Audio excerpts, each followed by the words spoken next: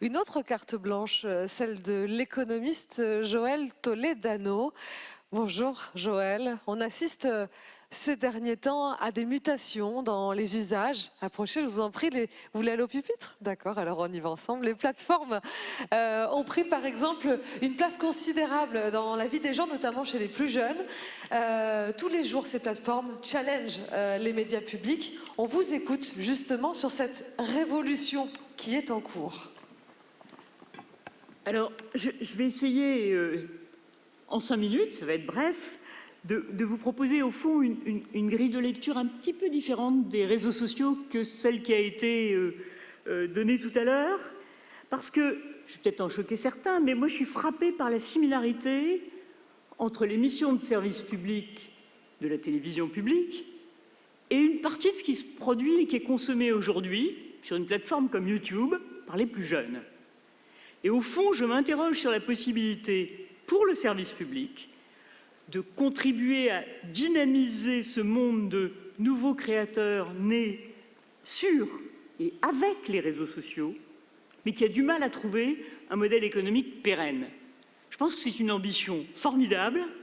Malheureusement, je vais pouvoir donner que quelques éléments d'appréciation très rapides. Mais au fond, quand on va sur le site de France Télévisions, qu'est-ce qu'on voit? Mission de France Télévisions, informer, éduquer, soutenir la création. Qu'apportent aujourd'hui les plateformes numériques? Je ne vais pas vous parler de Netflix, de Disney+, et autres Apple TV, mais des plateformes où des vidéos sont créées par des utilisateurs et partagées sans intermédiaire. Il n'y a pas que des fake news et la terre plate. Sur YouTube, sur Facebook, sur Snapchat, sur TikTok, toutes ces plateformes permettent, sans l'intermédiaire d'un diffuseur, de partager, de diffuser gratuitement ou pas, des contenus produits hors des cadres traditionnels. Et il y a beaucoup d'informations, de divertissements, de formation, de vulgarisation sur ces réseaux sociaux. Ces plateformes, ce qu'elles ont fait, mais vous le savez bien tous de la télévision, elles ont fait baisser les barrières à l'entrée de façon incroyable par rapport à ce qui existait il y a 20 ans. Et on est passé d'un monde où les fréquences étaient rares, coûteuses et réglementées, avec des coûts de production et de diffusion importants, à celui d'Internet, où on peut même produire une vidéo avec un smartphone. Quant à l'audience, effectivement, tout dépendra des followers, quelques dizaines parfois, quelques millions aussi parfois, ou quelques centaines de millions. Qu'est-ce que nous dit Médiamétrie de la consommation audiovisuelle en France? Moi, j'avoue que j'ai été assez impressionné, non pas sur les chiffres moyens. La télévision linéaire est encore très majoritaire. Il y a fameuse vidéo à la demande, laissons-la de côté, mais ce qu'on appelle la consommation de vidéos et des sites de partage, c'est aujourd'hui 16% de la consommation de vidéos. Et allons voir sur une moyenne de consommation de 5 heures. Et allons donc voir ce qui se passe. Je vous parlerai beaucoup de YouTube parce que c'est quand même le plus important des sites de partage de vidéos, entre YouTube et le service public pour les jeunes. Eh bien, aujourd'hui, alors que YouTube représente déjà 11% de la consommation de vidéos moyenne sur l'ensemble de la population de plus de 4 ans, sur les ados, les jeunes, que dis-je, les ados, de 15 à 24 ans, ils consomment 8 fois plus de vidéos sur YouTube que de télévision de service public. Un peu plus âgés, de 25 à 34 ans, ça baisse. C'est que 2 fois et demi.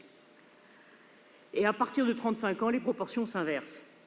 Et que sont donc ces vidéos? Qui les produit? Elles intéressent beaucoup aujourd'hui des entreprises de capital risque comme Signal Fire qui nous dit qu'il y a derrière, je n'ai pas encore prononcé le mot, mais 50 millions de créateurs, parmi lesquels il y aurait 1 million de youtubeurs qu'ils baptisent professionnels pour dire qu'ils y passent leur vie professionnelle et parfois un peu plus à fabriquer ces contenus.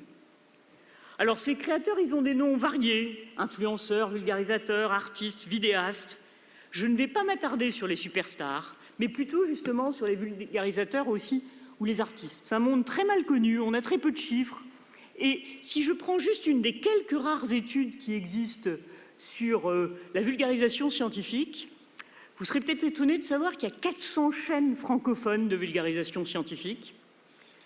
400 chaînes de vulgarisation, dont un quart, une centaine, de vulgarisation scientifique.